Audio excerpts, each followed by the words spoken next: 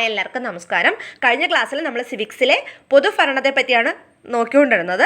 അപ്പോൾ അതിൻ്റെ കണ്ടിന്യൂഷൻ ആയിട്ടുള്ള ക്ലാസ്സാണിത്. ആ ക്ലാസ് കാണാത്ത എല്ലാവരും പോയി അത് കാണുക. ക്ലാസ് ഇഷ്ടപ്പെടുന്ന എല്ലാവരും വീഡിയോ സബ്സ്ക്രൈബ് ചെയ്യുക, ലൈക്ക് ചെയ്യുക, ഷെയർ ചെയ്യുക. സദ്ഭരണം അഥവാ ഗുഡ് ഗവേണൻസിൻ്റെ പ്രധാന പ്രത്യേകതകൾ എന്തെല്ലാം?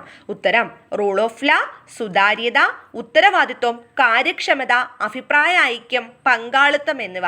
ഇത് ഇമ്പോർട്ടൻ്റ് ആണ്. 2020 KAS ക്വസ്റ്റ്യൻ പേപ്പറിൽ ഉണ്ടായിരുന്നതാണ് കേട്ടോ ഇത്. ഇനി അടുത്തത്, ആധുനിക സമൂഹത്തിൽ അഴിമതിയായി കണക്കാക്കുന്ന പ്രവർത്തികൾ ഏതെല്ലാം? സ്വജനപക്ഷപാതം, സേവനങ്ങൾ വൈകി നൽകുക, സേവനം ലഭിക്കുന്നതിനുള്ള ഒരാളുടെ അവകാശം നിഷേധിക്കുക, സേവനത്തെ ഔദാര്യമായി കണക്കാക്കുക എന്നിവ ആധുനിക സമൂഹത്തിൽ അഴിമതിയായി കണക്കാക്കുന്നു കേട്ടോ. ഇനി അടുത്തത്, സ്വകാര്യ സ്ഥാപനങ്ങളിൽ ജോലി ചെയ്യുന്നവരുടെ നിയമനവും സേവനവും നിയന്ത്രിക്കുന്ന സ്വകാര്യ കമ്പനികളോ വ്യക്തികളോ നടത്തുന്ന ഭരണത്തെയാണ് സ്വകാര്യ ഭരണം എന്ന് പറയുന്നത്. അടുത്ത നമുക്ക് ഉദ്യോഗസ്ഥ വൃന്ദം നോക്കാം. രാജ്യത്തിന്റെ ഭരണകാര്യങ്ങൾ നിർവഹിക്കുകയും പൊതുഭരണത്തിന് കീഴിൽ പ്രവർത്തിക്കുകയും ചെയ്യുന്ന ഉദ്യോഗസ്ഥരെയാണ് ഉദ്യോഗസ്ഥ വൃന്ദം അഥവാ ബ്യൂറോക്രസി എന്ന് പറയുന്നത്. ഇനി ഗവൺമെന്റിന്റെ സേവനങ്ങൾ ജനങ്ങളിലേക്ക് എത്തിക്കുന്നത് ഈ ഉദ്യോഗസ്ഥ വൃന്ദത്തിലൂടെയാണ്. ബ്യൂറോക്രസി എന്ന പദം ആവിഷ്കരിച്ചത് വിൻസെന്റ് ഡി ഗൗർണിയാണ്. അപ്പോൾ വിൻസെന്റ് ഡി ഗൗർണിയാണ് ബ്യൂറോക്രസി എന്ന പദം ആവിഷ്കരിച്ചത്. ബ്യൂറോക്രാറ്റിക് തിയറി ആവിഷ്കരിച്ചത് മാക്സ് വെബർ ആണ്. അപ്പോൾ ബ്യൂറോക്രാറ്റിക് തിയറി ആവിഷ്കരിച്ചത് മാക്സ് വെബർ ആണ്. ഇനി ഉദ്യോഗസ്ഥ വൃന്ദത്തിൻ്റെ പ്രധാന സവിശേഷതകളാണ്: ശ്രേണീപരമായ സംഘാടനം, സ്ഥിരത, യോഗ്യത അടിസ്ഥാനമാക്കിയുള്ള നിയമനം, രാഷ്ട്രീയ നിഷ്പക്ഷത, വൈദഗ്ധ്യം മുതലായവ. അപ്പോൾ ഉദ്യോഗസ്ഥ വൃന്ദത്തിൻ്റെ സവിശേഷതകൾ ഏതൊക്കെയാണ്? ശ്രേണീപരമായ സംഘാടനം, സ്ഥിരത, യോഗ്യത അടിസ്ഥാനമാക്കിയുള്ള നിയമനം, രാഷ്ട്രീയ നിഷ്പക്ഷത, വൈദഗ്ധ്യം എന്നിവ. ശ്രേണീപരമായ സംഘടനം എന്ന് പറഞ്ഞാൽ ഏറ്റവും ഉയർന്ന തലത്തിൽ ഒരു ഉദ്യോഗസ്ഥനും താഴെ തലങ്ങളിലേക്ക് വരും തോറും കൂടുതൽ ഉദ്യോഗസ്ഥരും ഉൾക്കൊള്ളുന്ന ഒരു രീതി ഉണ്ടല്ലോ, അതിനെയാണ് ശ്രേണീപരമായ സംഘടന. അതായത് ഒരു ഓഫീസിലൊരു മേലുദ്യോഗസ്ഥൻ കാണും, അദ്ദേഹത്തിന് കീഴിലായിരിക്കും ബാക്കിയുള്ളവർ പ്രവർത്തിക്കുന്നത്. അതിനെയാണ് ശ്രേണീപരമായ സംഘടനം എന്ന് പറയുന്നത്. ഇനി സ്ഥിരത എന്ന് പറയുന്നത് ഉദ്യോഗസ്ഥരായി നിയമിക്കപ്പെടുന്നവർക്ക് ഒരു നിശ്ചിത പ്രായം വരെ സേവന കാലാവധി ഉണ്ടായിരിക്കും അല്ലേ. അപ്പോൾ നമ്മൾ ഗവൺമെൻറ് ഉദ്യോഗസ്ഥർക്കെല്ലാം തന്നെ പെൻഷൻ ഒരു പ്രായം പറയുന്നുണ്ടല്ലോ, അത്രയും നാളെ ഒരു സ്ഥിരമായിട്ട് തന്നെ ജോലി ചെയ്യുന്നവരാണ്. അതാണ് സ്ഥിരത കൊണ്ട് ഉദ്ദേശിക്കുന്നത്. ഇനി യോഗ്യത അടിസ്ഥാനമാക്കിയുള്ള നിയമനം.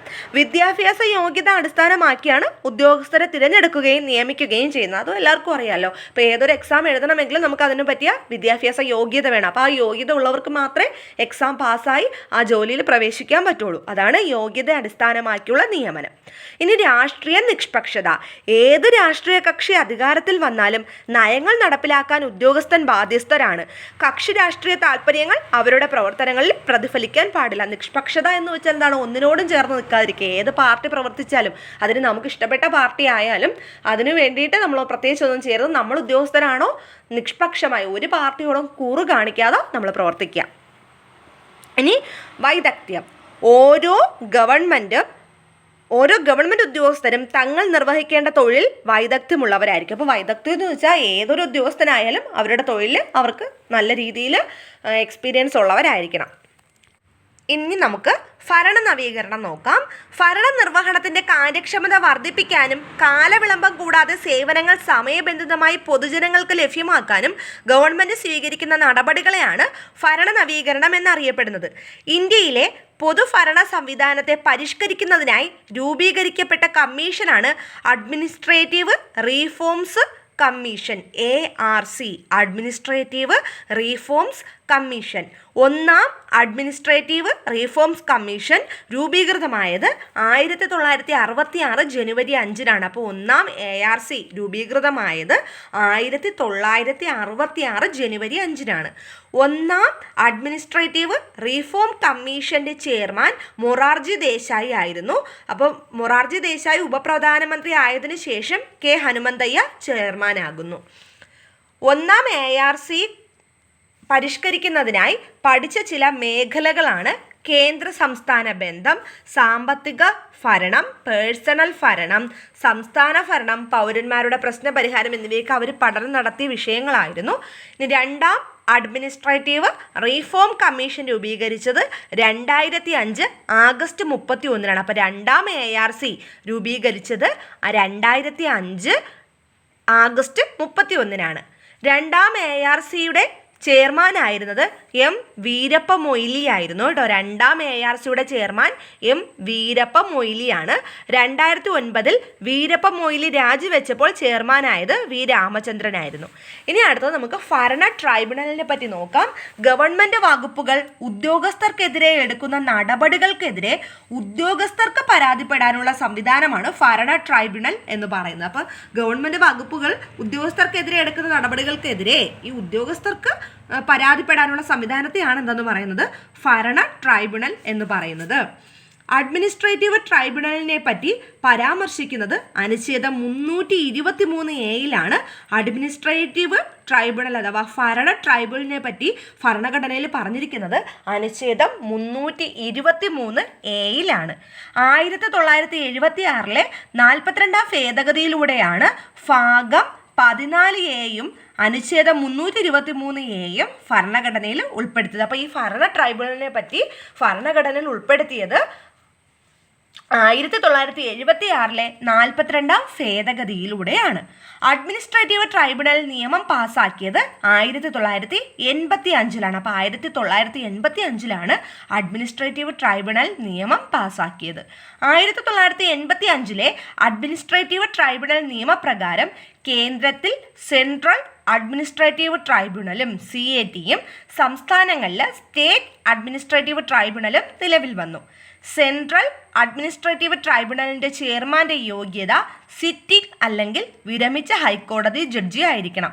കേന്ദ്ര അഡ്മിനിസ്ട്രേറ്റീവ് ട്രൈബ്യൂണലിലെ ചെയർമാനെയും വൈസ് ചെയർമാനെയും മറ്റ് അംഗങ്ങളെയും നിയമിക്കുന്നത് രാഷ്ട്രപതിയാണ്. നീക്കം ചെയ്യുന്നതും രാഷ്ട്രപതിയാണ്. സെൻട്രൽ അഡ്മിനിസ്ട്രേറ്റീവ് ട്രൈബ്യൂണലിൻ്റെ പ്രിൻസിപ്പൽ ബെഞ്ച് സ്ഥിതി ചെയ്യുന്നത് ന്യൂഡൽഹിയിലാണ്. നിലവിൽ ഇന്ത്യയൊട്ടാകെ 18 ബെഞ്ചുകൾ സെൻട്രൽ അഡ്മിനിസ്ട്രേറ്റീവ് ട്രൈബ്യൂണലിന് ഉണ്ട്.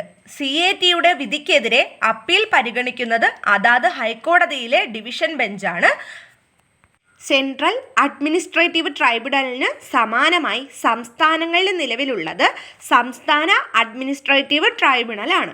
സംസ്ഥാന അഡ്മിനിസ്ട്രേറ്റീവ് ട്രൈബ്യൂണൽ ചെയർമാനെയും അംഗങ്ങളെയും നിയമിക്കുന്നത് രാഷ്ട്രപതിയാണ്. അതായത് അവിടുത്തെ ഗവർണർമാരുടെ ഉപദേശപ്രകാരമാണ് രാഷ്ട്രപതി ഇവരെ നിയമിക്കുന്നത്. 2 അതിലധികമോ സംസ്ഥാനങ്ങൾക്ക് സംയുക്തമായും അഡ്മിനിസ്ട്രേറ്റീവ് ട്രൈബ്യൂണലുകൾ സ്ഥാപിക്കാനായിട്ട് സാധിക്കും.